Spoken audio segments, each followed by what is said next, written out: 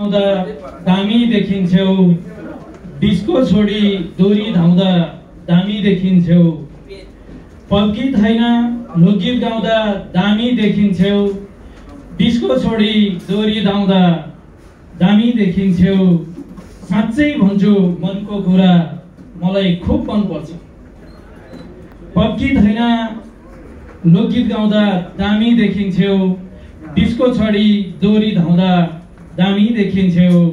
साँच्चै भन्छु मनको कुरा मलाई खुब मन पर्छ। तिमीले साडी चोलो लाउँदा दामी देखिन्छौ। दोस्रो मतलब, उसले गर्छ अत्याचार मलाई कारबाही रे, उसले गर्छ अत्याचार मलाई कारबाही रे, भएको छ अन्याय यार मलाई कारबाही रे। देखाइदिन्छु तँलाई भन्दै खुकुरी धार लायो, उसले गर्छ अत्याचार मलाई कारबाही रे, भएको छ अन्याय यार मलाई कारबाही रे। देखाइदिन्छु तँलाई भन्दै खुकुरी धार लाउँछ, राखेको म फरक विचार मलाई कारबाही रे।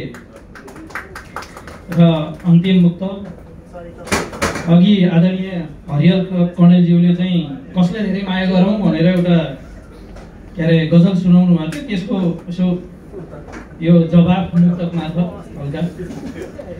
पीर व्यथा धुन रुनु तनाव मात्रै हो, पीर व्यथा धुन रुनु तनाव मात्रै हो, भुइँमा बसी चन्द्र छुनु तनाव मात्रै हो।